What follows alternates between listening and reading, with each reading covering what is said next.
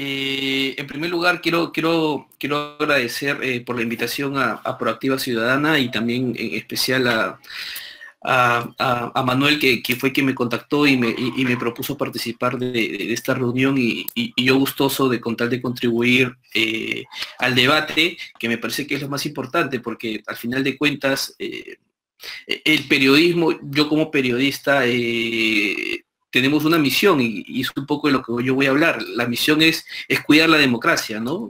¿Por qué? Porque cuando empieza a crearse este modelo o aplicarse este modelo de democracia representativa, el periodismo era una de las patas de este modelo, ¿no? Entonces, bueno, empiezo un poco ya entrando en autos y contándole un poco, ya me presentaron y un poco lo que yo pienso del periodismo.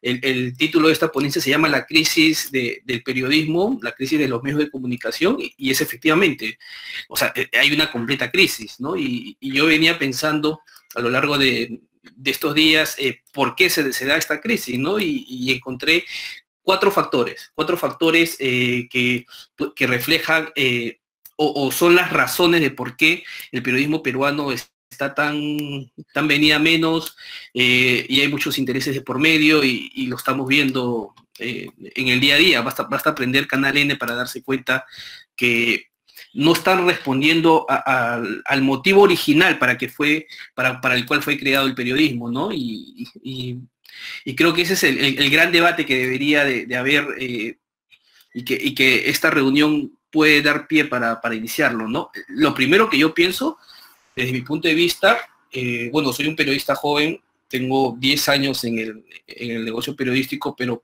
yo siempre he tratado de cuidar lo que todo periodista debería cuidar y que últimamente parece que mis colegas ya lo han dejado de lado, que es tu nombre, ¿no? Entonces, ¿por qué? Porque el periodista, como dice un gran amigo mío, me dice, los políticos pasan, pero los periodistas quedan. Entonces, si te vas a servir, o sea, vas a hacer o vas a poner tu nombre a disposición de un gobierno o de un presidente, sencillamente va a quedar mancillado. Y bueno, y el primer punto que quería un poco desarrollar es el colapso del sistema, o sea, el colapso del modelo de negocios de los periodistas, o sea, de los grandes medios de comunicación.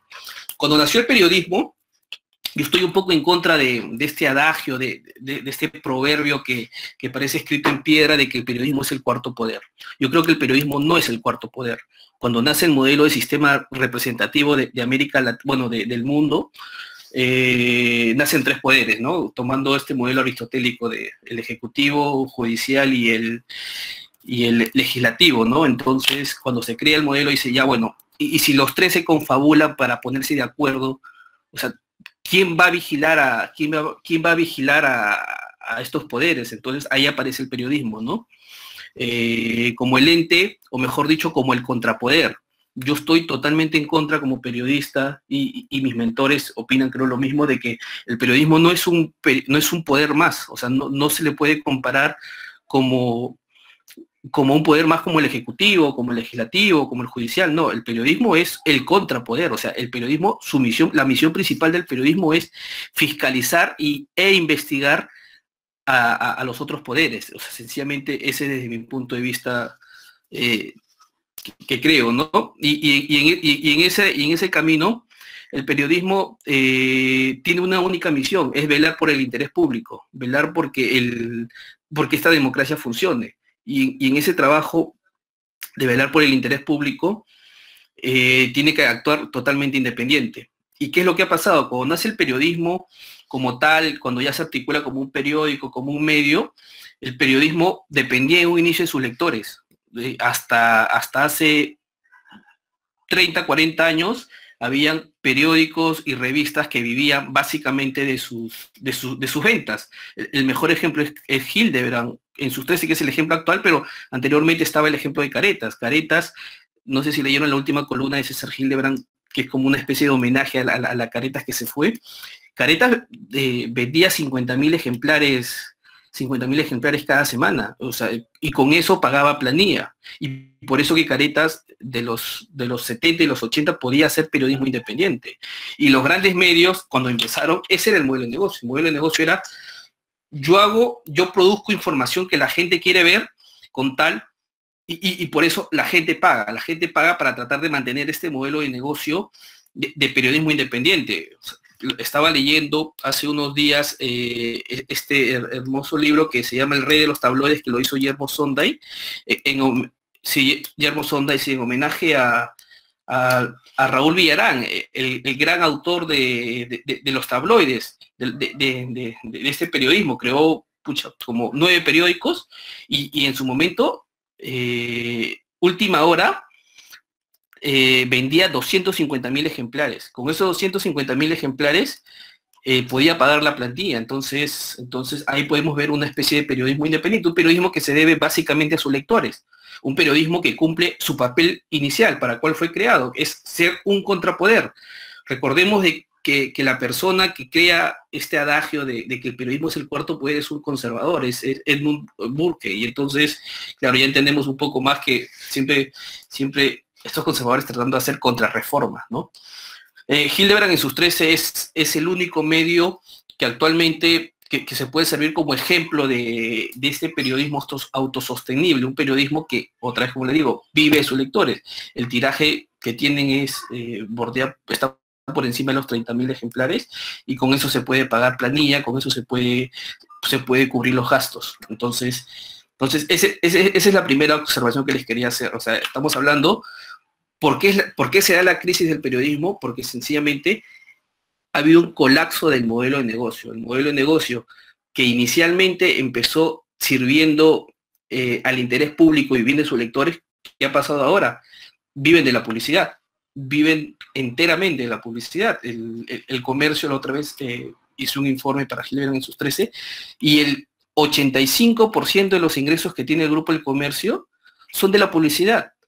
Entonces, y aproximadamente 15% de esos ingresos son de publicidad estatal, pública del gobierno, y el resto, el 70% restante es de publicidad privada.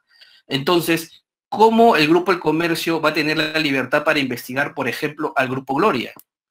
Sencillamente, si es su anunciante, es su dueño, es el que lo patrocina, es el que le da de comer, el que hace que los grandes, que los dueños, los accionistas del comercio tengan dinero en el bolsillo. Entonces, así no va a haber periodismo independiente, de ninguna forma. Y lo mismo, y me parece que de peor manera, el Estado. ¿Cómo el Grupo El Comercio va a fiscalizar de manera rigurosa al gobierno de turno si es que el 15% de sus ingresos depende de la publicidad estatal?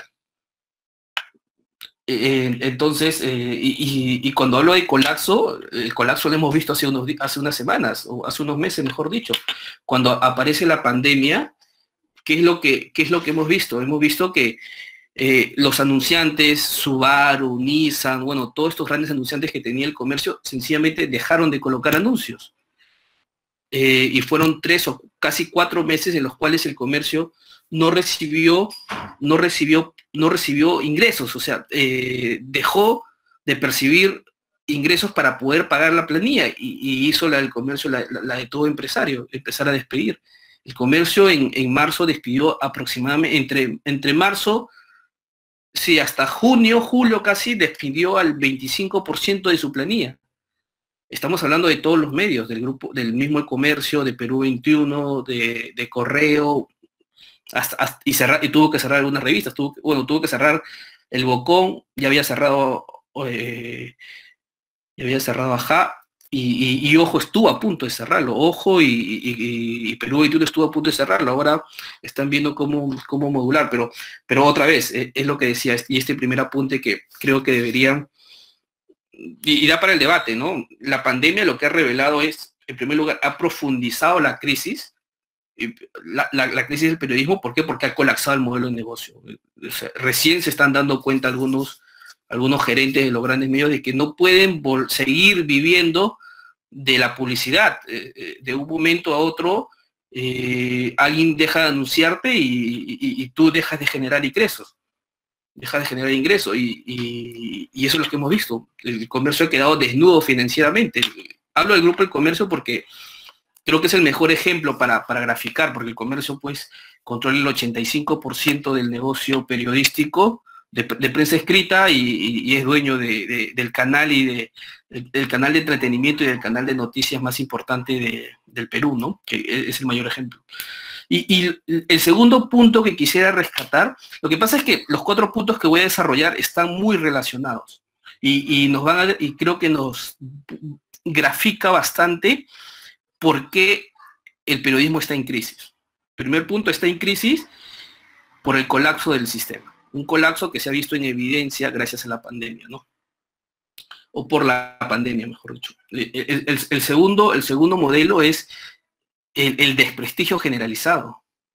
El desprestigio generalizado, ¿por qué? Porque yo pongo como, cuando los otros me preguntaron, ¿cuándo se jodió el periodismo peruano? Yo creo que el periodismo peruano, vamos a poner una fecha, el 2002 empezó a joderse. ¿Por qué empezó a joderse el 2002? Porque ese día el Grupo del Comercio empezó a extender sus tentáculos a la televisión. Antes había como una especie de pacto tácito en los cuales los empresarios de prensa escrita no entraban a radio y de radio no entraban a televisión, más o menos sabían, como suele ocurrir en el Perú muy sucesivamente, ¿no? Se reparten el país, ¿no? Entonces, ellos habían repartido el negocio del periodismo. Entonces, cuando el Grupo del Comercio empieza a entrar con la ayuda de Alejandro Toledo, el Grupo del Comercio y con un 70% y la República con un 30% entran a la televisión, sencillamente ya no estamos hablando de un grupo cualquiera, ya estamos hablando de una gran corporación en las cuales ya no solamente defiende un negocio, defiende varios negocios. El Grupo del Comercio en ese momento empezó a extender su tentáculo. El Grupo del Comercio empezó a comprar Coneipar, empezó a comprar empresas inmobiliarias, empezó a comprar terrenos, empezó a comprar páginas web, compró Perú.com, o sea, ya se volvió una gran corporación, un pulpo con varios negocios, hasta tuvo su universidad. La peruano-alemana era una universidad que había comprado el Grupo del Comercio a la familia del ex fiscal de la Nación, Peláez Bardales. Entonces, claro, al convertirse en una gran corporación, había muchos intereses que defender. Porque no solamente son los negocios que ellos tienen, sino sencillamente los grupos económicos, los amigos, los bancos, los aliados, los socios, ¿no? Entonces el Grupo de Comercio se convirtió en el gran buque insignia de este grupo de empresarios.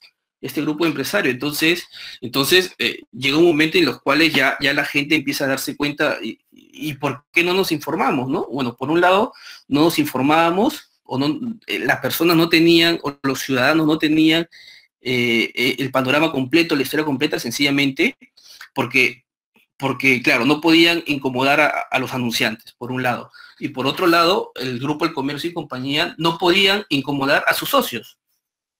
Entonces y eso empezó en un desprestigio que ya se empezó a esparcir, y en el cual, y además, yo también creo que hubo un factor importante, el factor de los despidos.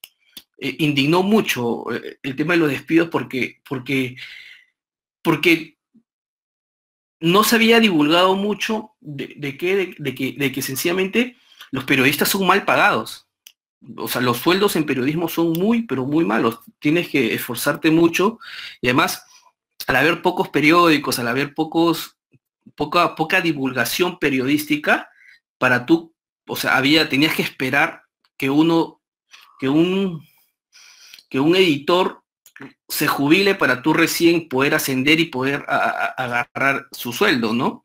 Pero entonces, claro, y quedó muy desprestigiado cuando empezó a despedir periodistas. O sea, sabíamos que en prensa los sueldos son bajos, pero lo que no sabíamos era que los empresarios de prensa, los empresarios del negocio periodístico, se comportaban como cualquier empresario, o sea, despidiendo gente. La actitud que mostró el Diario de la República con sus trabajadores, yo lo publiqué mucho en mi Twitter porque me indignó. La República, que se hacía abanderado de los derechos laborales, empezó a despedir periodistas de un día a otro. Y eso también jugó a su desprestigio. Entonces, por un lado, no le das información completa. Por otro lado, empiezas a velar por tus intereses más que por los intereses del país, y sencillamente el otro desprestigio es, empiezas a despedir trabajadores y te comportas como un mal empresario. Ese es el segundo punto que yo quería desarrollar. El fuerte desprestigio que están teniendo los empresarios del negocio periodístico por estas dos cosas, por cuidar sus intereses, y lo segundo es por comportarse como cualquier empresario, como cualquier mal empresario.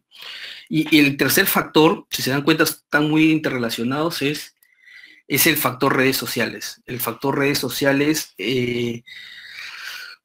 que encontró a los medios de comunicación dormidos. No saben cómo enfrentar, hasta ahora no lo saben. Miren el auge de las redes sociales y no saben cómo enfrentar, no saben cómo detener esta ola en las cuales los medios que tienen una gran plataforma, un gran equipo periodístico, llegan tarde a la noticia. No saben. Y ahí hay un error de concepción, porque el periodismo no siempre, hay dos tipos de periodismo: el periodismo que es quien lo cuenta primero y el otro es quien lo cuenta mejor. O sea, son dos cosas que deben ir de la mano, ¿no? Pero ni uno ni otro. Los grandes medios de comunicación se han quedado descolocados frente a las redes sociales. Tan al punto, yo tomo con humor esto de crear unidades de fact-checking. O sea, cuando nació el periodismo, la misión del periodismo era velar por el interés público y contar historias que le interesen a la ciudadanía. Pero ahora, el comercio, la república, invierten recursos humanos en desmentir a las redes sociales. Esa es su misión, ¿no? En desmentir a las redes sociales y a los políticos, cuando nuestra misión no es esa, ¿no? Entonces, ahí podemos ver de que están fallando. Otra muestra de que están fallando es cuando sucede la pandemia. El Grupo del Comercio estaba implementando un sistema de transición que querían, otra vez, como no tenían los suficientes ingresos, lo que hacían las redes sociales era, lo que hizo el Grupo del Comercio era cobrar por acceso a la página web que tenían ellos. Si se dan cuenta, llegaron a cobrar hasta 5 soles mensuales, porque no lograban conseguir suscriptores, porque sencillamente no ofrecían productos de calidad. Entonces, ¿por qué? Porque otra vez caes en esta monotonía en el cual tú no sabes cómo captar a la gente, cómo contarles historias. Y claro, porque en las redes sociales, tenías dos caminos: o cuentas historias o cuentas la noticia primero. Pero la noticia primero, el trabajo periodístico no es un trabajo en sí, es un trabajo en el cual tienes que cruzar la información, cruzar datos, pedir el descargo, tomar fotos. Entonces ya llegabas tarde, porque en las redes sociales un mensaje de cadena de WhatsApp llega muy rápido, mientras que armar una nota, subirla, que pase por el editor, te toma, en el mejor de los casos, una nota más o menos bien hecha te toma 15 minutos. Escribirla te puede tomar hasta 25 minutos. Pero entonces, claro, esta crisis se profundizó con las redes sociales. Y además, yo creo que las redes sociales son una plataforma adicional. Así como en su momento, sí, pues ahí quedaron también descolocados, porque no sabían qué era Facebook. Y yo he estado en conversaciones con amigos editores de grandes medios, amigos editores importantes, donde me dicen, ellos pensaban que Facebook era un medio de comunicación. Ellos pensaban que Facebook era su competencia. Pensaban que Twitter era su competencia. Entonces, yo conversaba con él y decía, creo que ahora ya un poco más lo entienden. Lo que pasa es que Facebook no puede competir con un medio de comunicación. ¿Qué es Facebook? Facebook es una plataforma. Así como lo es Twitter, como lo es Instagram, ahora como lo es TikTok, y como en su momento lo fue el papel, como en su momento, como es la computadora, como es el televisor y el espectro radioeléctrico, y como lo es la radio. Entonces recién están captando, recién se está captando. Cuando me refiero a esto es al sistema peruano, ¿no? Porque en otros países, por ejemplo, me refiero a España, donde he estado recientemente, ahí no, ahí creo que la cosa lo concibieron más rápido. Hay páginas web que compiten con los grandes medios. Entonces se demoraron en concebir, o sea, en entender qué era Facebook. O sea, yo he hablado con amigos editores de página web que creían que Facebook era su competencia. Y no, o sea, Facebook es una plataforma. Cuando se arma una nota, tú debes, ahora ya entienden de que se tiene que redactar y se tiene que armar pensando en adaptarlo a Facebook, en adaptarlo a Twitter, en adaptarlo a Instagram. Y, por ejemplo, el New York Times, que es el mejor diario del mundo desde mi punto de vista, acaba de contratar una editora para Instagram, una editora de videos de Instagram. Entonces te das cuenta que es contar la noticia, contar la historia, pero pensando en las diferentes plataformas por las cuales se va a divulgar. Recién está en ese proceso, en entender que son las redes sociales. Pero las redes sociales a su vez vino con la otra aparición, el auge de la plataforma digital. Y entonces empezaron a aparecer medios independientes en los cuales empezaron a tener mayor credibilidad que los grandes medios. Hoy por hoy, por ejemplo, no sé ustedes, pero yo confío más en lo que dice Ojo Público o que dice Convoca que lo que dice La República o El Comercio, ¿no? Sencillamente por varios factores. En primer lugar, porque ellos no responden a sus anunciantes y además hacen periodismo independiente. No me tratan de vender una noticia que sencillamente tiene algo detrás. Ustedes se preguntarán, y yo me pregunto también, ¿por qué el Grupo El Comercio suele levantar en los últimos meses con mucho entusiasmo las declaraciones de los colaboradores eficaces? La explicación, o sea, le da un despliegue tremendo. Los colaboradores dicen tal, o sea, como si lo que dicen los colaboradores tiene que verificarse. Es un proceso por dos lados, ¿no? Que es a nivel periodístico y a nivel fiscalía, pero hablemos de fiscalía, tiene que corroborarse con datos, con hechos, con documentos, con otros testigos, pero para el Grupo El Comercio últimamente lo que digan los colaboradores es la santa palabra, y no es así. ¿Por qué? Porque ellos están detrás, hace tiempo ha sido una campaña para que le den la colaboración eficaz al señor José Graña. El señor José Graña es el mayor accionista que tiene el Grupo El Comercio. Lo que ellos están haciendo es defender los intereses del mayor accionista que ellos tienen. Y eso se ve, eso es evidente. Entonces ellos no nos cuentan la historia completa. El Grupo del Comercio no nos cuenta la historia completa porque otra vez, manipula, ¿no? Manipula la información. Y cuando digo esto de este desprestigio, que han aparecido portales que inclusive tienen más prestigio que las redes sociales, que tienen más llegada, que tienen más alcance, eso les juega muy en contra. No saben cómo competir con las redes sociales, y por eso han tenido que inventar esta especie de unidad de fact-checking para tratar de encontrar una salida o desprestigiar a los otros a los medios más pequeños, ¿no? Bueno, hay dos tipos de unidades de fact-checking, ¿no? Información que se vuelve viral e información que es de políticos. Quizás el que es de políticos está mejor direccionado, pero igual, otra vez, como les decía, el periodismo es velar por el interés público y contar historias que los poderosos no quieren que se sepa.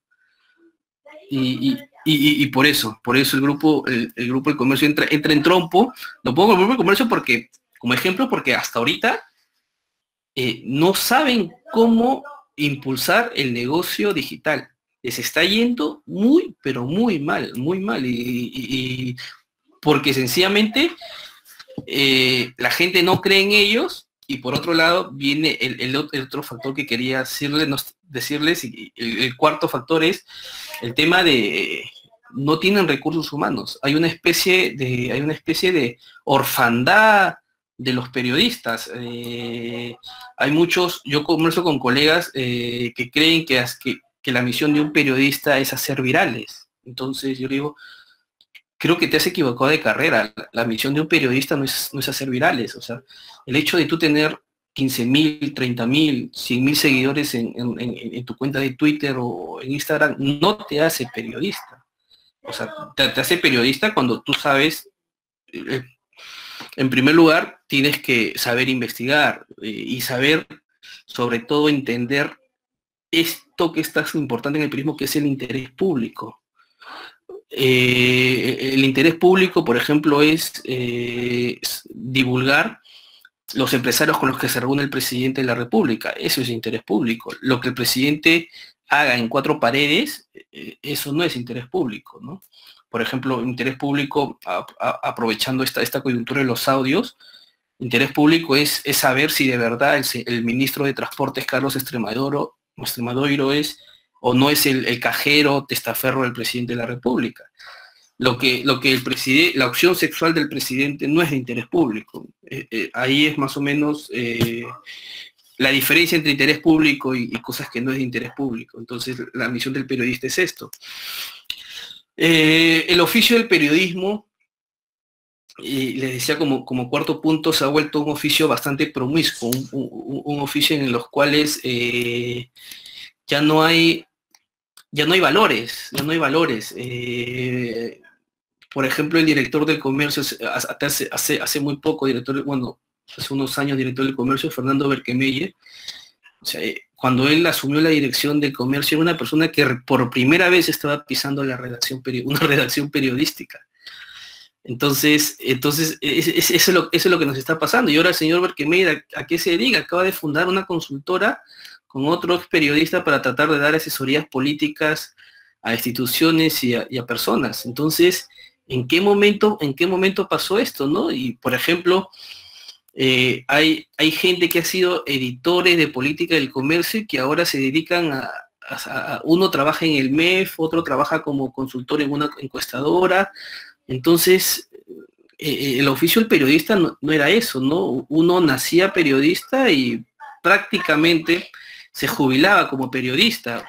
Entonces, no existía las puertas giratorias. Las puertas giratorias era para los lobistas. Entonces, muchos periodistas se han convertido, están haciendo el papel de lobistas. Y la lista es bien larga, ¿no? Por ejemplo, les pongo un ejemplo, la señora Rosa María Palacios. La señora Rosa María Palacios es una persona en la cual no defiende el interés público. Defiende desde mi punto de vista a los clientes de su esposo. O sea, una señora que utiliza el periodismo para sus fines particulares. Eso es desde mi punto de vista.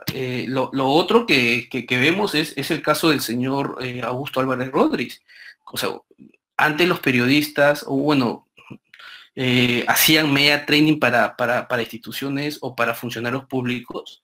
O sea, justamente el funcionario público está en la otra orilla del periodista, o sea, es el rival del periodista, es el antagonista del periodista, pero este señor que es casi subdirector de la República se dedica a asesorar a funcionarios públicos para que hablen bien ante cámaras. Entonces uno dice, bueno, ¿y eso por qué pasa? Bueno, los periodistas lo hemos permitido, ¿no? Hemos permitido que en nuestro oficio hayan puertas giratorias, entren personas que no son del oficio, se metan al periodismo porque el periodismo de cierto modo te da un grado de influencia y lo utilices para tus fines particulares y de ahí te jubilas o te retiras y vas a trabajar en una encuestadora que da servicios a privados, o te vas como, por ejemplo, el último subdirector del comercio actualmente está trabajando como jefe de imagen del BCP. Y entonces y te das cuenta, o sea, antes el periodismo era un oficio, o sea, yo concibo el periodismo como un modo de vida. Yo nazco periodista y me jubilo como periodista. Yo no aspiro a otra cosa más. Y en ese camino discutiré con mis editores sobre qué es interés público, qué es no, pero no, o sea, yo no me veo como jefe de imagen de un gran banco, ¿no? Yo he decidido ser periodista para velar por el interés público y en eso estoy. Y en eso es lo que yo creo que debe ser el periodista. Mis opiniones gustarán, no gustarán, pero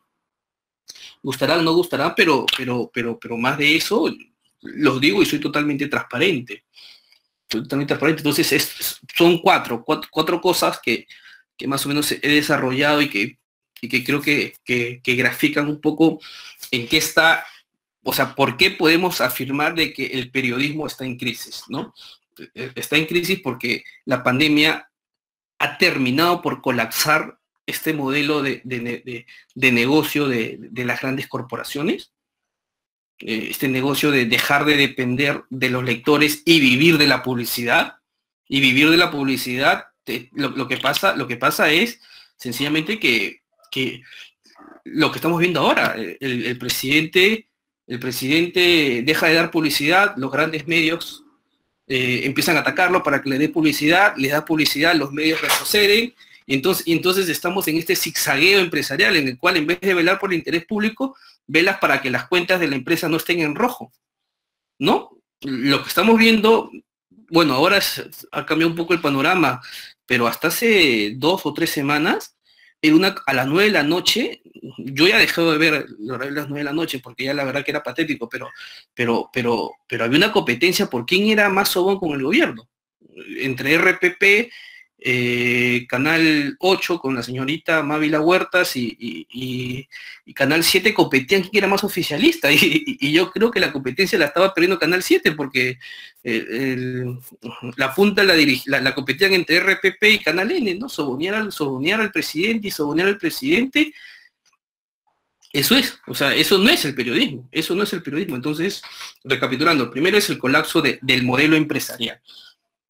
Lo segundo es, como les venía diciendo, es el desprestigio. Los medios se volvieron, o sea, se desnudaron los intereses a los cuales defendían. Lo tercero es el tema de las redes sociales, que no lo han sabido afrontar, que han quedado descolocados a esta marea, a esta ola de información y de nuevas plataformas que el Grupo del Comercio, con toda la infraestructura y con toda la logística y los recursos humanos que tiene, no lo está llevando nada mal, nada bien, querido, nada bien. Está sufriendo mucho. Y el tercero es la crisis propia del oficio de periodista. Ustedes recordarán, el periodista era una persona ilustrada, una persona que sabía de todo un poco, y ahora las nuevas generaciones, yo estoy muy preocupado por las nuevas generaciones de periodistas. ¿Por qué? Porque ellos creen que hacer periodismo es conseguir seguidores, es conseguir 10.000, 15.000, 30.000 seguidores y conseguir que tu nota sea la más vista, que es lo que está haciendo mucho la República, para mal, porque eso no es el periodismo. El periodismo no es conseguir clics, no es conseguir vistas. El periodismo es ser un contrapoder. El periodismo es fiscalizar a los otros poderes. El periodismo no es conseguir seguidores, no es conseguir like, no es conseguir clics. O sea, esto está haciendo mucho daño y a mí me entristece mucho porque las nuevas generaciones están pensando que eso es el periodismo. Y el periodismo está totalmente ajeno, ¿no? Y un poco para cerrar mi presentación, y después creo que en las preguntas y en los diálogos se aprende más, aprendemos mutuamente, quería señalarle 2 cosas. Hay una especie de transición en el periodismo. Transición, ¿por qué? Porque antes el periodismo era dirigido por grandes patriarcas del periodismo. Enrique Sileri, César Lévano, Doris Gibson, Gustavo Gorriti, César Hildebrand, Guillermo Sonda, Raúl Villarán, ¿no? Y Francisco Iguartia. Entonces ya no está viendo eso, ya estamos viendo el ocaso de estos grandes patriarcas. Quedan 2 básicamente, quedan César Hildebrand y Gustavo Gorriti, que son los últimos grandes patriarcas del periodismo, en los cuales hacían que una redacción sea jerarquizada, y ya eso lo estamos viendo más o menos desaparecer. Son los 2 únicos modelos que yo veo en el panorama que todavía subsisten, los 2 grandes referentes, y ahora ya no, el periodismo apunta a una especie de redacción horizontal, que es un poco lo que estamos poniendo en práctica en el Foco, ¿no? En el Foco desarrollamos la democracia participativa.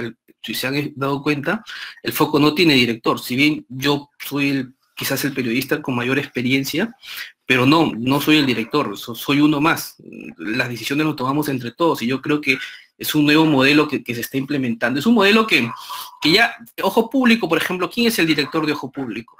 El director de Ojo Público no hay director, es una especie, hay un editor, sí, algunos cargos, pero no hay alguien quien decida qué va, qué no va, que sea la última palabra, o más bien sea el jefe, ¿no? No hay eso, ahí la cosa es más horizontal. Y que es un modelo que en España está muy avanzado. Cuando hubo la crisis del 2007 en España, y tuvieron que despedir muchos trabajadores, muchos periodistas, ¿qué hicieron? Dijeron, bueno, no nos vamos a quedar de brazos cruzados, nosotros somos periodistas y lo único que sabemos hacer es periodismo. Yo también me identifico con ese lema, o sea, yo soy periodista y lo único que sé es hacer periodismo, no sé otra cosa, no sé hacer otra cosa. Por más que he estudiado sociología, pero no sé hacer estos proyectos de investigación de sociología, yo no, porque nunca lo ejercí, lo estudié, pero no lo ejercí, ¿no? Lo que sí estudié y ejercí fue el periodismo. Entonces, en España, en la crisis del 2007, los periodistas no se pusieron de brazos cruzados, sino decidieron fundar medios independientes y tratando de vivir en un inicio a los ahorros que ellos tuvieron y de allí crearon modelos de suscripción, modelos de socios, modelos de aliados para tratar de subsistir. Y entonces nacieron muy buenos portales. Es más, uno de ellos, el diario.es, casi tiene la misma lectoría que El País en España. Bueno, se le está acercando, ¿no? Es el diario.es y hay otros modelos que yo les recomiendo. El público.es, Contexto y Acción, Ethic, 5W, y así muchos. Si me olvidó de algo, sí, y revistas, sí, muchísimas revistas en los cuales viven gracias a sus lectores. Entonces, esa es la salida un poco que hay. Al vivir nuevamente tus lectores, te devuelve esa independencia con el cual nació el periodismo, esa independencia en la cual tú respondes a tus lectores y no respondes a quien te pone publicidad. Pero claro, a veces no alcanza a vivir de los lectores. Entonces, algunos medios lo que crean es, bueno, reciben publicidad de Google, que es una publicidad que no te condiciona mucho, porque Google es el intermediario, ¿no? Google te coloca según la búsqueda de tus lectores o la búsqueda de las personas que visita. La otra forma, y claro, colocas publicidad, pero el diario.es, que para mí es un gran referente, lo que hace es transparente tus cuentas. Cada semestre lo que hace el diario.es es su director Ignacio Escolar publica las cuentas financieras. Entonces, al tratar de hacer eso, claro, pones en la transparencia ayuda a recuperar tu credibilidad y que la gente empiece a confiar en ti. Entonces, yo creo que si el Grupo El Comercio desea subsistir, bueno, a ver que muestre sus cuentas, ¿no? Que muestre sus cuentas y que muestre quién es su gran anunciante para saber. Eso ayuda mucho y ayuda mucho a la confianza. ¿Por qué? Porque el periodismo no se trata de vender, yo siempre lo recalco, el periodismo se trata de servir, el periodismo es un servicio que nació para ser un contrapoder, para fiscalizar a los demás poderes y para ser de ayuda al ciudadano para que pueda escoger bien. Y cuando escoge bien, para que escoja por democracia y no escoja por dictadura. Esa es la misión del periodismo. La misión del periodismo es ayudar a que los ciudadanos estén mejor informados. Es un servicio público, a fin de cuentas, ¿no? Y no es un negocio. O sea, el periodismo no nació para que alguien se haga millonario, ¿no? Para que alguien se haga millonario. Entonces, claro, hay una serie de procedimientos periodísticos, ¿no? Hay una serie de procedimientos periodísticos y además hay un momento en los cuales los recursos no te alcanzan y tienes que priorizar, pero claro, tratando de ser transparente con la persona, con la fuente. Y lo otro que les quería resaltar como punto de vista es que el periodismo también sirve como una especie, bueno, le dije un poco que este proceso de tránsito, ¿no? Que era el segundo añadido que quería que tomen en cuenta. Y lo otro es, el periodismo a veces, como lo dice Tomás Eloy Martínez, es una luz dentro de la oscuridad, es una luz dentro, es un referente, es el último, Tomás Eloy Martínez habla de que el periodismo al final termina siendo el último refugio de los sensatos. ¿Por qué? Porque combates las dictaduras, es el foco en el cual, por ejemplo, el New York Times, y otra vez, para el periodismo es importante la transparencia, o sea, demostrar quiénes te financian. Y además, un periódico como el New York Times está compuesto de personas, entonces tratan de tomar una posición política. El New York Times apoyó en la última elección abiertamente a Hillary Clinton. Si nos damos cuenta, la posición del New York Times en estas elecciones norteamericanas es a favor del candidato demócrata de Biden. Entonces trata de ser eso. ¿Por qué? Porque es transparente. Los editoriales del New York Times lo dicen abiertamente. Nosotros apostamos por esta candidatura demócrata.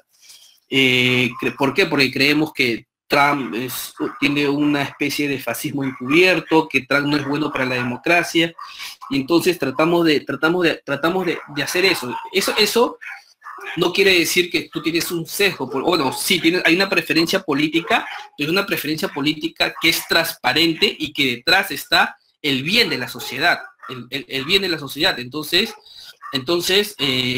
¿por qué? Porque tú crees que ese es el mejor camino. Es otra vez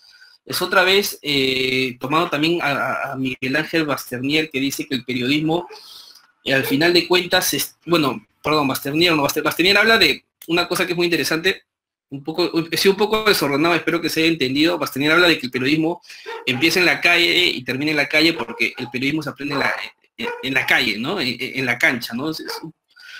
Lo que dice Martín Caparrós es un gran cronista que dice que ahora el periodismo o dar noticias se ha convertido en contarle a la gente lo que no quiere escuchar. Entonces, claro, traigo otra vez el ejemplo de Estados Unidos, de Trump con el candidato, con Biden. Entonces, sí, pues, o sea, Trump es un gran payaso, o sea, con cosas fascistas, pero al periodismo hay que tratar de darle sensatez a esta democracia, y por eso el New York Times ha decidido apostar transparentemente, o sea, decirle nuestro candidato es el demócrata.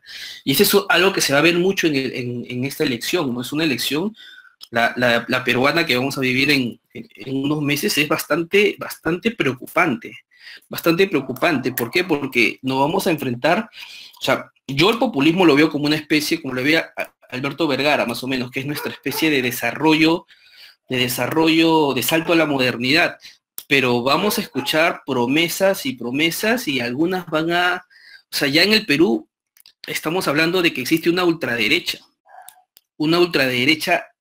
contrarrevolucionaria, y eso es muy peligroso, Estamos en un escenario muy parecido a de los años 90, en los cuales la solución puede terminar siendo peor que el remedio puede terminar siendo peor que la enfermedad. Entonces, el periodismo va a tener que cumplir un papel de foco, un papel de faro, un papel de tratar de iluminar este camino en los cuales estamos, ¿no? Y otra vez, necesitamos, pues, buenos periodistas y necesitamos buenos columnistas, no columnistas que tengan intereses detrás, que quieran imponer a su candidato, ¿no? Por ejemplo, el diario Perú 21 lo que no dice es que está apoyando abiertamente al señor George Forsyth, que uno de sus columnistas estrellas, como es el señor Joaquín Rey, está asesorando a George Forsyth en la campaña. Entonces, bueno, ese periodismo no queremos, o sea, queremos un periodismo transparente y un periodismo que trate de ser una luz dentro de esta maraña de candidatos, que a mí, desde mi punto de vista, me preocupa mucho porque hay una ultraderecha que está teniendo acogida, y por otro lado hay un radicalismo quizás encarnado en Antauro Humala, que es muy, pero muy peligroso, ¿no? Entonces, ese es la otra gran responsabilidad que tiene el periodismo. Otra vez, volviendo al inicio, o sea, velar por el interés público. El periodismo es fortalecer la democracia, no fortalecer a quienes amenazan a la democracia. Bueno, y con esta frase quiero terminar y abramos el debate.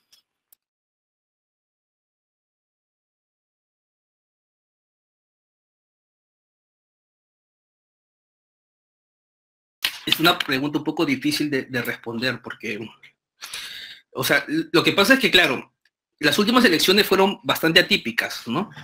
y creo que el país se polarizó bastante. Tuvimos a Pedro Pablo Kuczynski y a Keiko Fujimori, y sí, pues lo que pasa es que, o sea, si bien puedes ser un faro, puede ser un referente, pero lo que no puedes hacer es lo que hizo la señora Rosa María Palacios. La señora Rosa María Palacios, según los libros, según las biografías de Kuczynski y de Vizcarra, la señora, o sea, estaba en la campaña de Pedro Pablo Kuczynski. La señora era quien preparó a Pedro Pablo Kuczynski para las entrevistas. Entonces, hay un límite, ¿no? O sea, una cosa es tratar de defender, o sea, tratar de ser un guía en medio de la oscuridad, y otra cosa es defender, y entonces creo que la señora ya, o sea, o participar de la campaña propiamente, ¿no? Entonces yo creo que la señora, el el problema es que hacía eso mientras hacía sus columnas de opinión. Entonces, pues, las cosas es incompatible, o sea, o eres una o eres otra. Pídete una licencia, como lo suelen hacer algunos periodistas cuando van a participar en campañas electorales, se piden una licencia y van a apoyar a un candidato y de ahí regresan, ¿no? Pero sí, o sea, sí, hubieron muchos, justamente por la polarización que hubo. Pero así a nivel de porcentajes, dar una cifra exacta, no, porque no las tengo y sería un poco irresponsable decirlo.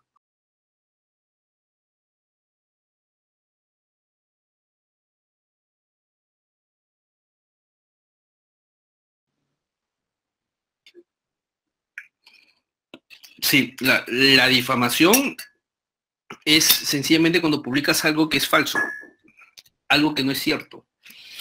Los periodistas tenemos una especie de manual, corroborar los datos al máximo. Cuando tienes información en off, se dice que debe ser corroborada por tres personas, por tres fuentes. Entonces, difamar es publicar algo que es falso, es más, algo que ni siquiera lo has corroborado y tiene consecuencias penales.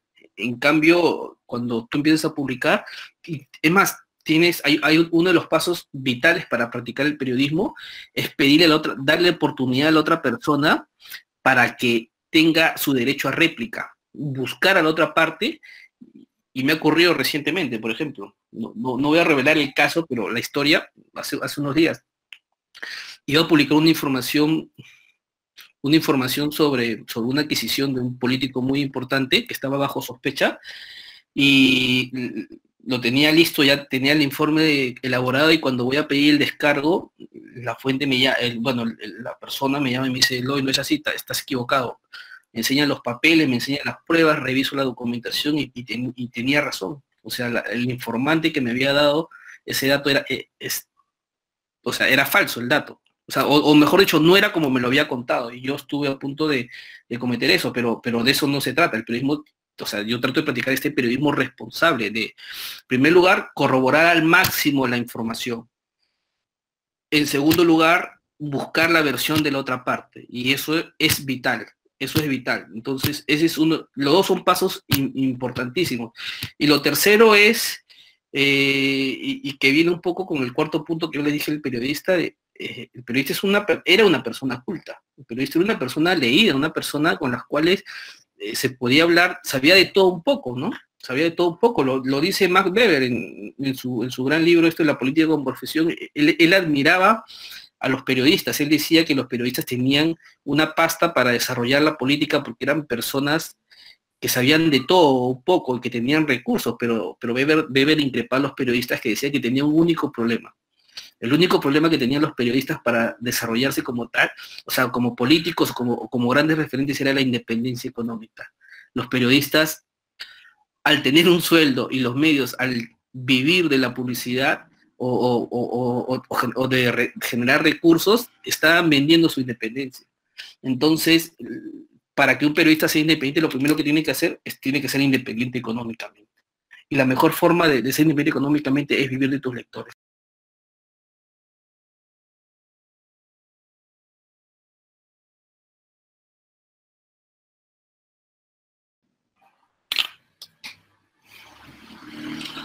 O sea, no, eso es imposible. Desde mi punto de vista es imposible. Un periodista, o sea, eh, Yo creo que otra vez ahí juega el factor transparencia. O sea, por ejemplo, yo, ¿no? O sea, yo poco, o sea, yo no tengo otros ingresos más que no sea de la publicidad. Ahora, por ejemplo, el Foco vive de los ahorros que hemos tenido los 6 periodistas que hemos fundado el Foco, ¿no? Pero como las paredes son tan frágiles, es discutible, ¿no? O sea, yo creo que no. Y si quieres ser honesto, cuéntalo.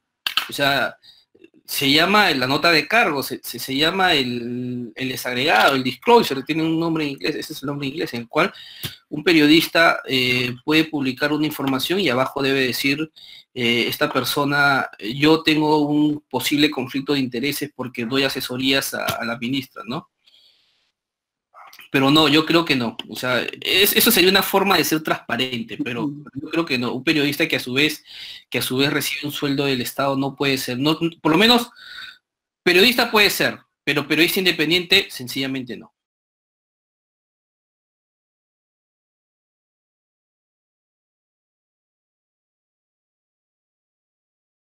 Es un barómetro que poco a poco está agarrando prestigio. Que poco a poco está agarrando prestigio y que creo que en unos meses recién se va a ver su real dimensión. Eh, y además son caminos distintos que marchan. Yo creo que el peso que tienen algunos medios de comunicación o la llegada que tienen algunos medios de comunicación no son la misma llegada, o mejor dicho, el mismo público que tienen las redes sociales. Están todavía marchando por caminos distintos. Y hay un problema en las redes sociales que se llama el prestigio, ¿no? O sea, eh, que la gente no crea al 100% la información que empieza, bueno, yo lo digo desde mi punto de vista, ¿no? Información que me llega por redes sociales, yo soy un poco escéptico. Seguro hay otras personas que creen más depende de qué información recibas, ¿no? Pero son dos caminos distintos que todavía no se sabe el barómetro, pero yo creo que la tendencia va a que las redes sociales terminen quizás influyendo más que los medios de comunicación y quizás teniendo un mayor prestigio, pero en el Perú por lo menos todavía no hay estudios, no hay estudios de ver la credibilidad que tenga uno y otro y compararlos, y yo creo que más que encuestas en estos casos es hacer focus group, porque además las encuestas pues ya nos hemos dado cuenta de la encuesta del poder, ¿no? Les pongo un ejemplo, ¿no? La encuesta del poder de Semana Económica que nos hemos enterado hace unas semanas fue divulgado, ¿no? 1 o 2 semanas. Y nos enteramos de que una señorita llamada María Alejandra Campos resultaba que era la tercera analista política más importante del país. Entonces yo dije, ¿what? ¿Qué? O sea, esta señorita tiene más peso que Fernando Rospigliosi, que Rosa María bueno, creo que estaba después de Rosa María, pero que César Hildebrand, que no sé quién más. O sea, que decía, ¿qué? Entonces, y uno cuando analizaba la encuesta, el desagregado, dice, el diablo está en los detalles, resultaba que la encuesta había sido hecha, bueno, fue bombardeada por todos lados, los medios, ¿no? Resultaba que los encuestados eran 192 personas, y de las cuales eran un grupo de, o sea, gerentes y algunas personas influyentes que contestaban el cuestionario. Entonces, ¿qué valor estadístico tiene esa encuesta del poder, ¿no? Esa encuesta del poder que es hecha a 192 personas, y si vemos el historial, los encuestados son los mismos y que presentan a sus amigos, y en los cuales son sus amigos los que ganan, ¿no? Y entonces es esta cosa en los cuales yo la verdad que o sea, valor estadístico no tiene, y yo un poco me estoy cansando y siento eso en la población, de que hay un status quo que nos quiere, que quiere mandar sobre la población, ¿no? Hay un status quo, por ejemplo, el señor George Forsyth. O sea, el señor George Forsyth, ¿cómo es posible de que un alcalde de pésima gestión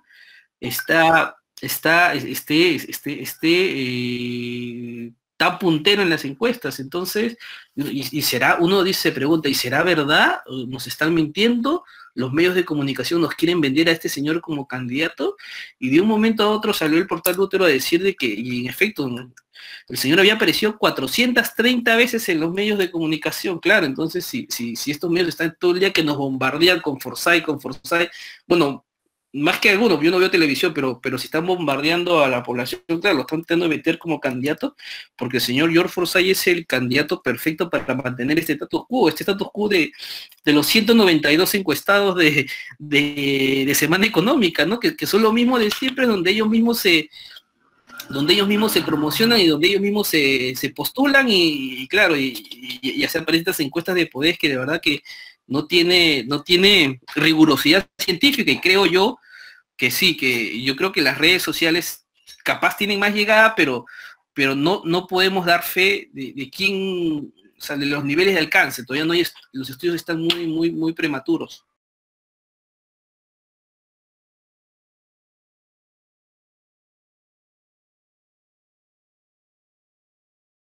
Sí, yo también creo, yo creo igual que esta libertad de expresión se está convirtiendo en libertinaje. Ya no de ahora, ¿no? Ya viene de hace varias décadas, ¿no? En los cuales lo mismo, lo que decía lo de Forsyth, ¿no? O sea, los medios de comunicación quieren imponer a su candidato, meten toda la influencia, lo levantan. O sea, el señor Forsyth es un candidato, es una persona que sufre de encuestitis, que está lleno de bromato, que sus estadísticas están llenas de bromato, está recontra inflado, y lo vamos a ver, ¿no? Vamos a ver, sí, pues la libertad de expresión, bajo este paraguas de libertad de expresión, ya se ha convertido en libertinaje. Ya, o sea, los medios son los que quieren imponer y poner al candidato de turno, al presidente, y tratan de hacer lo que han estado haciendo ahora. O sea, yo lo publico mucho en mi Twitter. Qué casualidad que los grandes medios han vuelto, de un momento a otro, defendían a Vizcarra y ahora se han vuelto opositores, y les apuesto que en 2 o 3 semanas van a defender a Vizcarra. Entonces ya es una maraña en el cual, más que defender el interés público, más que defender la libertad de expresión, que es un valor tan importante en la democracia, el libertinaje va ligado al bolsillo. Es al cuidar a tus anunciantes y cuidar tus ingresos, cuidar tu caja registradora.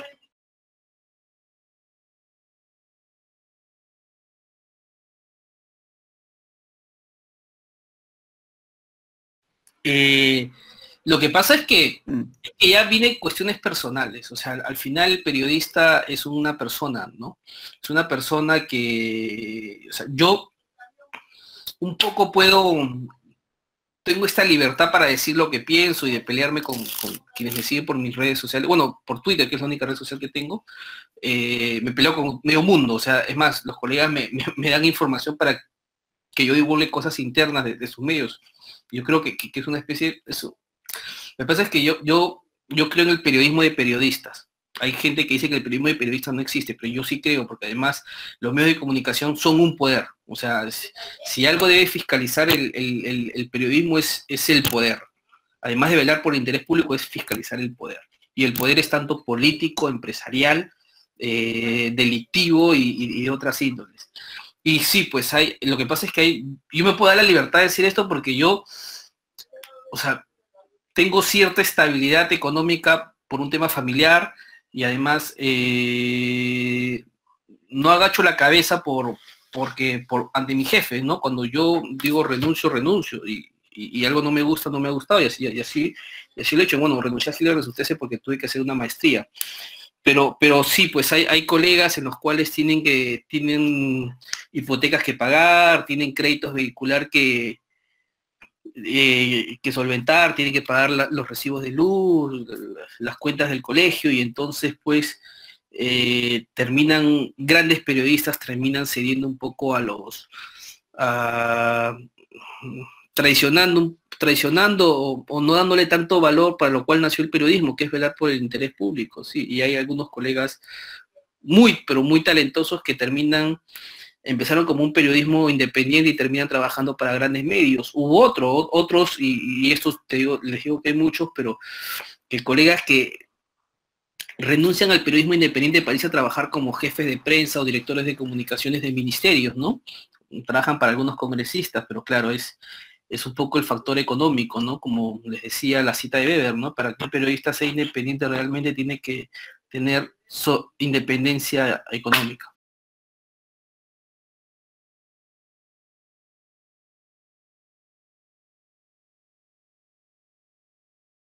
Son los cuatro, otra vez los cuatro pilares, ¿no?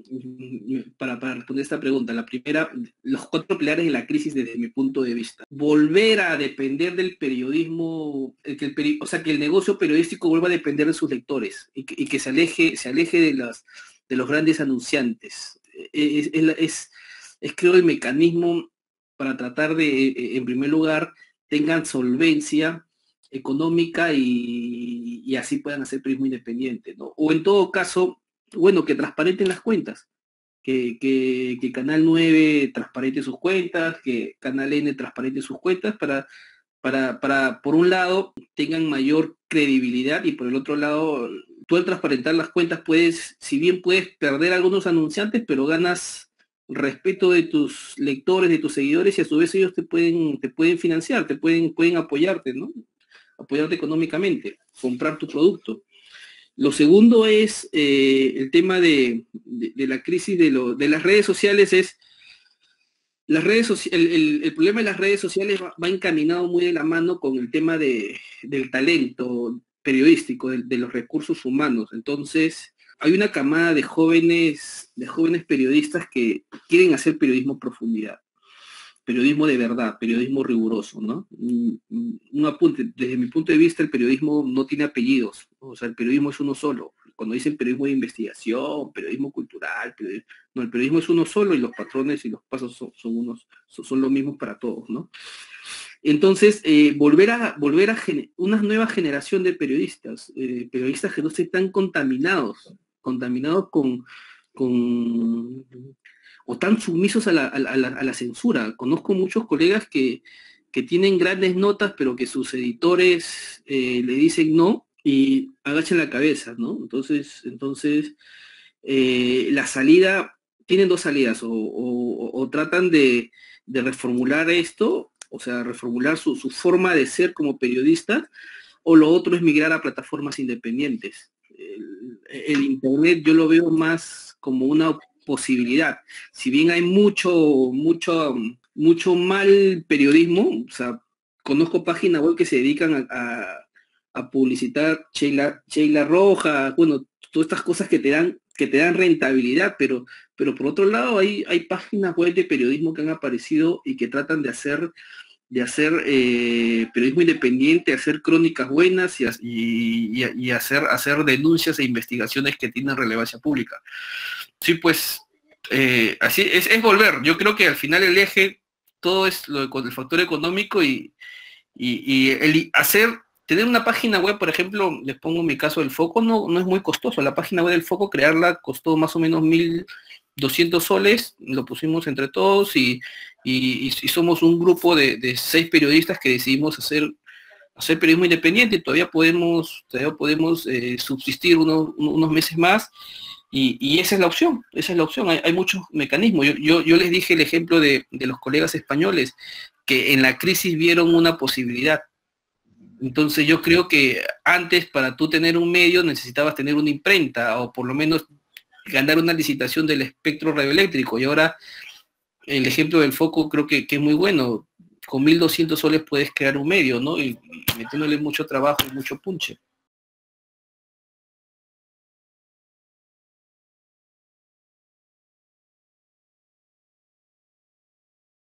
Creo que esta pregunta va con la anterior mucho, ¿no?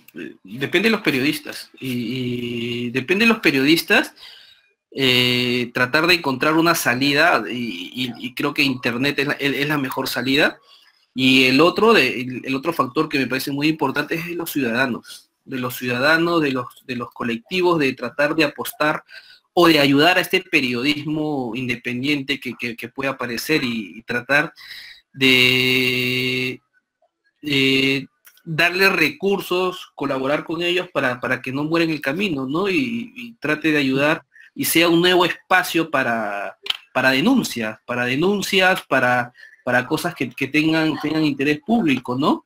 Y que ellos quieren defender. El periodismo, al final de cuentas, como decía, es un recurso para los estados, pero también es un mecanismo de lucha, es un mecanismo de fiscalización, y si nosotros los ciudadanos no apoyamos a ese periodismo independiente, de ahí no nos quejemos, de ahí no nos quejemos.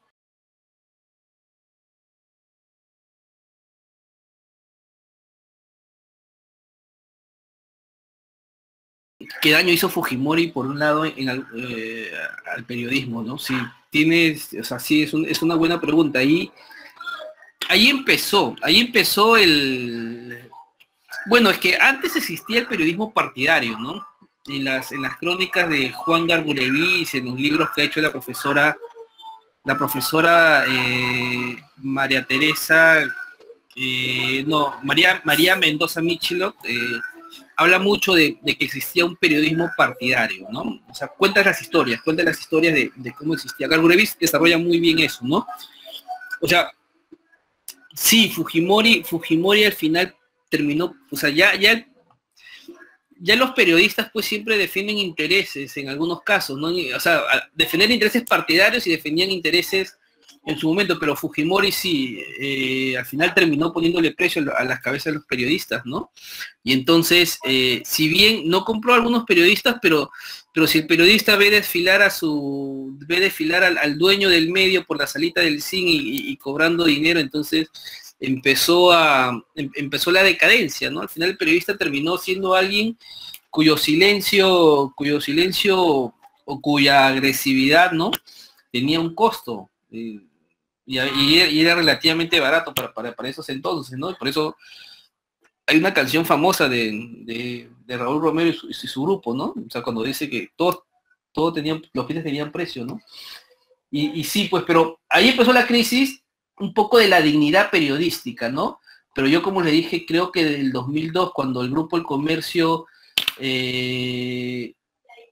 empezó a tejer su telaraña de intereses empresariales y se convirtió en un holding, claro, en vez de defender el interés público, defendía sus fueros empresariales, ¿no?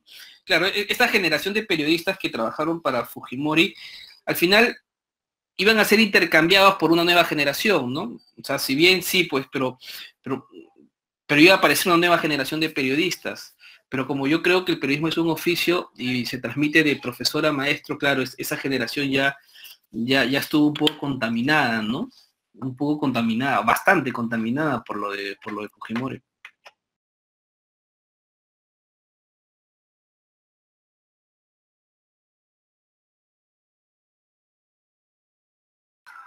Es que hay un factor también, o sea, yo lo estoy viviendo ahora, ¿no?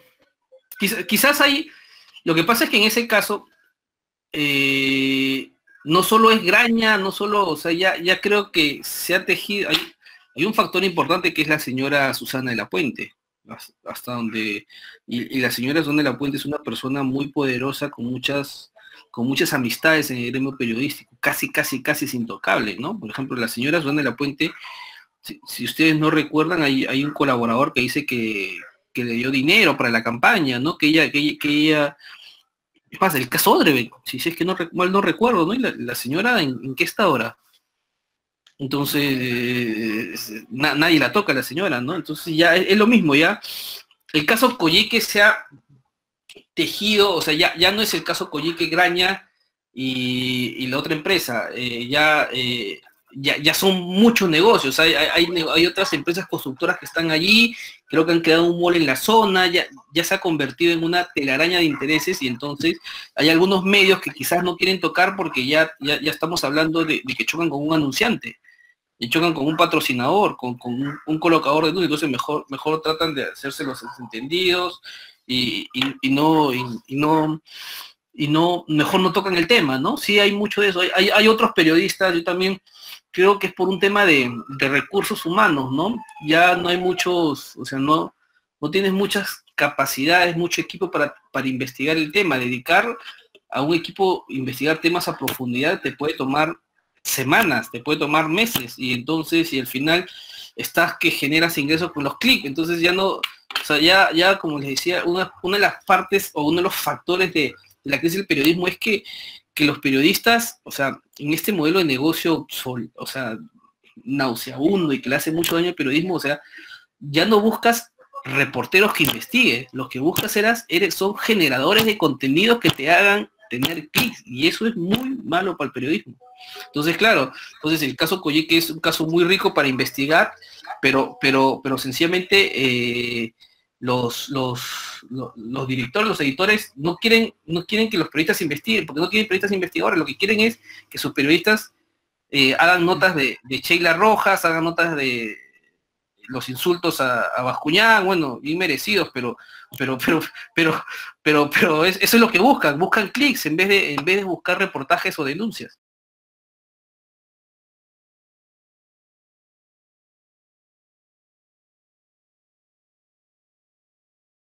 Ujú, ujú.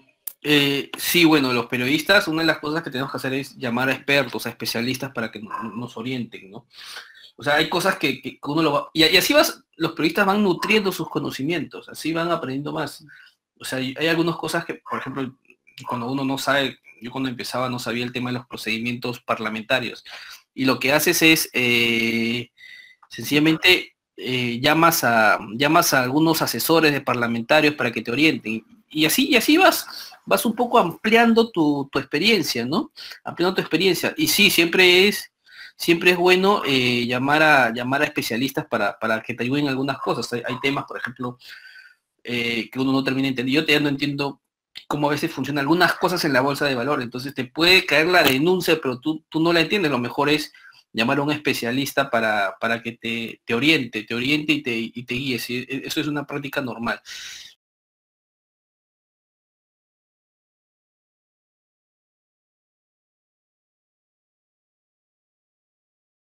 Los grandes periodistas que yo conozco, bueno, Enrique Siglieri no estudió periodismo, César Hildebrand no estudió periodismo, Gustavo Gorriti no estudió periodismo, y entonces yo creo que ya, o sea, el periodismo es una de las cosas y además los periodistas que están inscritos en el colegio de periodistas, muchos de ellos, o sea,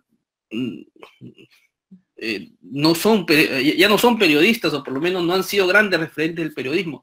El periodismo es un oficio que se aprende en la calle. Se aprende en la calle, lo aprendes en la redacción y teniendo gente que te ayude y te oriente en qué periodismo. No es necesario hacer periodismo. O sea, yo he estudiado comunicación en la Universidad de Lima y sociología, pero o sea, yo me gradué de periodista en Caretas y en Hildebrand. O sea, yo creo que no es necesario tener un título de periodista o de comunicador para hacer periodismo. El periodismo se aprende en la calle.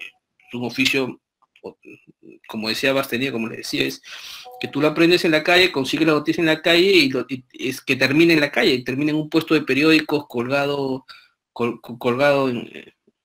exhibiéndose la noticia, ¿no? Así es, eso es el periodismo.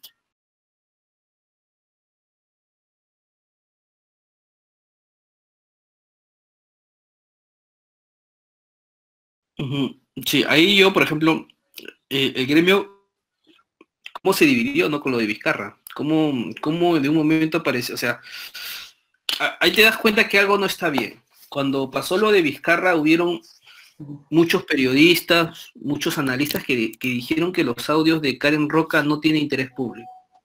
Entonces yo decía, oye, ¿cómo no va a tener interés público lo que lo que dice la asistenta personal del presidente? O sea, todas las cosas, yo desde mi punto de vista, estoy analizando todo lo que ha dicho Karen Roca, porque sí, o sea, es una señora que tenía mucha cercanía con el presidente y hay cosas muy graves que ha dicho, o sea, y que se han divulgado en los audios. Por ejemplo, esto es lo del señor, bueno, lo de los señores Salas, los Vanini Salas. Entonces hay información muy valiosa ahí. O sea, yo como periodista estoy siguiendo esa pista, la pista de Carlos Extremadoyo, la pista de los otros contratos que se mencionan ahí, misma pista de Swing. O sea, ¿cómo no va a tener interés eso? Estamos hablando de presupuesto público, presupuesto público. Y entonces habían periodistas que decían, en un inicio decían, hayan cambiado por si acaso, y eran periodistas muy reconocidos que decían que esos audios eran pura chismografía, eran puros chismes.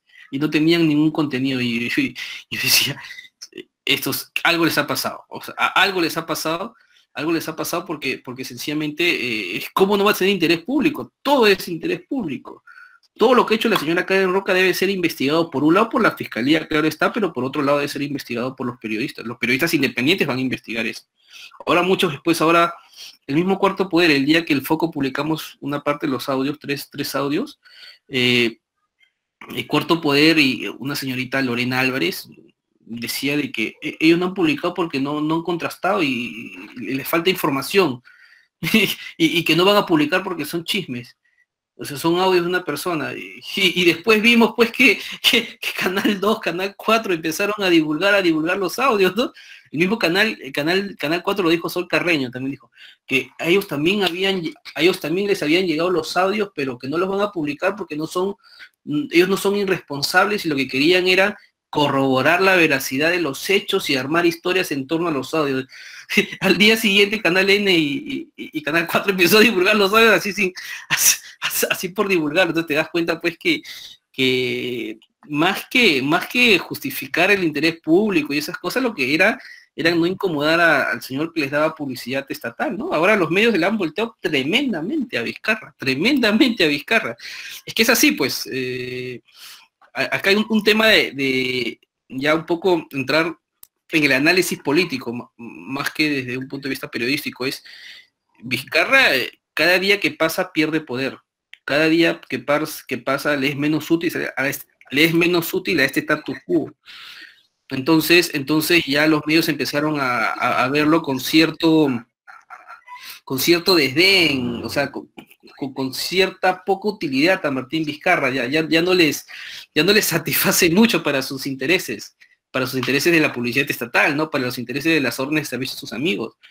Y entonces, este caso, yo creo que el caso Karen Roca con los audios y el caso Richard Swing va a dar para mucho. Y entonces puede estar muy complicado el presidente. Pero por el otro lado, claro, justo en este alejamiento de los medios hacia Vizcarra apareció esta noticia tremenda, ¿no? Del colaborador eficaz que dice que le pagó 1 millón o de una coima de 1 millón de soles a Martín Vizcarra. Entonces, y los medios la otra vez publiqué el día miércoles o jueves, no recuerdo bien el día, La República le dedicó 6 páginas al caso de Martín Vizcarra y la coima, ¿no? Y además la caricatura y además la columna de Álvarez Rodríguez. Entonces el presidente cada día que pasa pierde poder de influencia tanto en el Ministerio Público como en los medios de comunicación. Entonces, yo si fuera Martín Vizcarra estaría muy preocupado de cuál sería mi futuro a partir del 28 de julio, del mediodía del 28 de julio.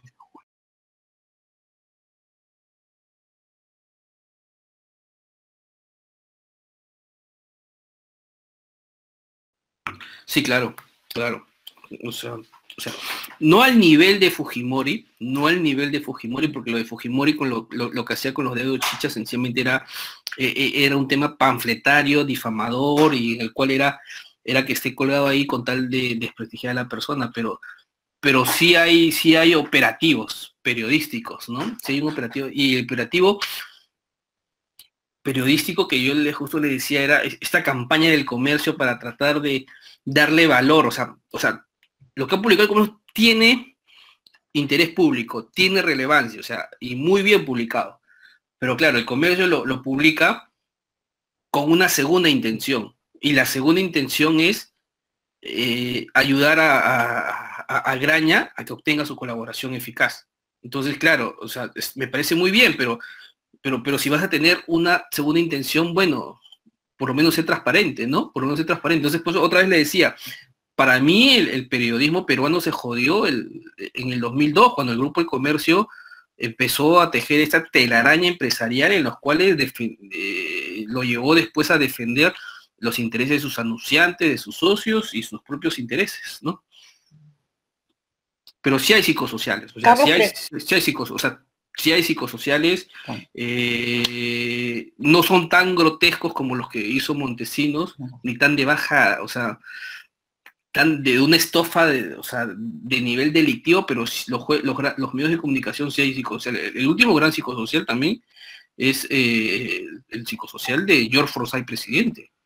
O sea, los medios de comunicación nos los quieren vender a este señor como si fuera el enviado de Dios para salvarnos, y nos estamos dando cuenta de, o sea, cuánto tiempo nos han, o sea, justo un día un señor me escribió y me dice que la Bausate Mesa está 4 meses destruida y intransitable, y la Bausate Mesa es el ingreso hacia la Victoria. Y entonces,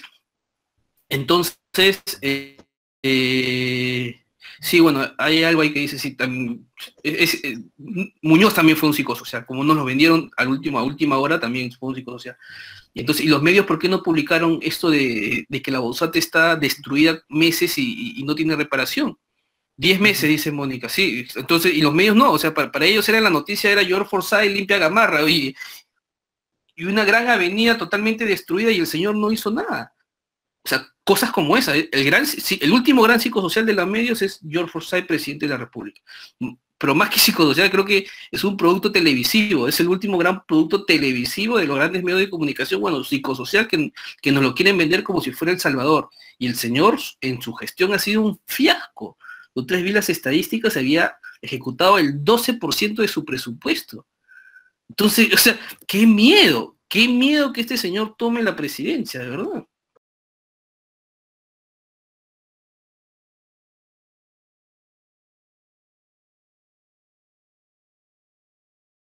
No sé si quiebren, o sea, bueno, van a haber medios bueno, no sé si quiebren. Lo que pasa es que la televisión no quiebra, porque al final la televisión pone La Paisana Jacinta o pone uno de estos programas Rebelde Way y va a tener acogida, pero claro, la televisión sí funciona. La radio, bueno, prácticamente no hay radios de noticias, no hay radios de periodismo, lo que tenemos es radio de entretenimiento, ¿no? Entonces, por ahí tampoco, bueno, cambian a un conductor y le ponen ponen música, ponen reggaetón y va a tener gente que sintonice.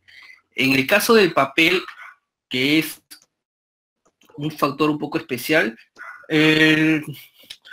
al final va a aparecer un empresario que los va a salvar, un anunciante que los va a salvar. Entonces, no sé si quieren, pero lo que sí va a ser evidente es que van a tener menos poder con la aparición de las redes sociales, con la aparición de la plataforma, de nuevos medios de comunicación de plataforma digital. Eso sí es evidente.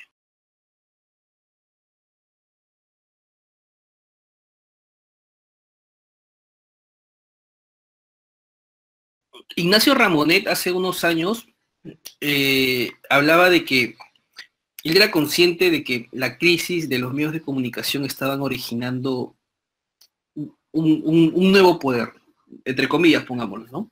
Y ese poder se llama la sociedad civil. Entonces, si bien los medios de comunicación, como les decía, cuarto poder, a mí no me gusta llamar cuarto poder porque no creo que el periodismo y la opinión pública sea un cuarto poder, sino es un contrapoder, pero bueno, terminó siendo un poder más. Al final se banalizó en un poder más como tienen los otros poderes.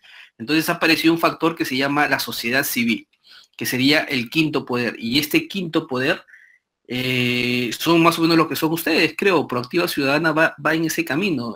Tratan de ser un foco, una luz en medio de este periodismo que ha terminado siendo parte del status quo, que trata de defender el modelo, que trata de defender a los poderosos, este periodismo en el cual ya es parte del poder mismo, ya no cumple el papel para cual fue creado, ¿no? Para fiscalizar lo demás. Entonces, saludo que exista movimientos como Proactiva Ciudadana que tratan de ser esta sociedad civil que se necesita, esta sociedad civil en las cuales fiscalice a la prensa misma, y también fiscalice a los otros medios. Y entonces, en eso está la lucha anticorrupción, ¿no? En eso está la lucha anticorrupción, que es una gran bandera, como por ejemplo yo siempre critico, y yo creo que deberían de también apuntar al tema del status quo. O sea, yo estoy convencido de que hay un grupo de personas de más o menos 190. Es un gran trabajo que quiero hacer, ¿no? Que es, ¿quiénes son ese status quo? Ese status quo, pues, son estas personas que entrevista, que se creen los dueños del Perú, que se creen los dueños del Perú y que ellos colocan al ministro de Economía, lo sacan, lo ponen, sobonean al presidente, lo sacan, lo ponen, ¿no? Ahí están los grandes opinólogos, están los periodistas con mucha influencia, están los grandes empresarios, está de todo un poco, ¿no? Por ejemplo, o sea, cuando Ignacio Ramonet hablaba en su momento, decía de que quizás la sociedad civil, pero la sociedad civil, pero del modo de transparencia, porque transparencia, esta organización se hace llamar Asociación Civil Transparencia. Pero no, pues justamente ellos son el poder, ¿no? O sea, ellos son el poder. O sea, ¿quiénes están en transparencia? Está la señora Cecilia Blume, está el señor, está Status Quo, grupos fácticos, ¿no? Sí, es más en la misma, creo que el nombre puede variar, pero creo que estamos hablando del mismo grupo de personas de siempre, ¿no? O sea, Transparencia dice que es una organización que lucha contra la corrupción, pero resulta que en su asamblea está la señora Cecilia Blume, quizás la mayor lobista que tiene el Perú. Está el señor Fernando Zavala, un señor que está procesado e investigado por el caso Lavallato. Entonces, yo saludo la aparición de movimientos que de verdad son sociedad civil, o sea, que tratan de distanciarse de estos grupos de poder, de estos poderes fácticos, de este modelo, el status quo que tanto reina en el Perú, que manda y ata y desata. Entonces, quería saludarlos por eso, porque me parece un sistema interesante y los invito a seguir adelante, pero siempre, claro, tratando de tener la bandera anticorrupción y tratar de mantenerse independientes, ¿no? Y tratar de luchar contra los poderosos. Y esa es la idea, o sea, si nace un nuevo poder es para eso, para luchar contra los otros poderes, no buscar ser uno más de ellos. Y eso es todo, y les agradezco mucho.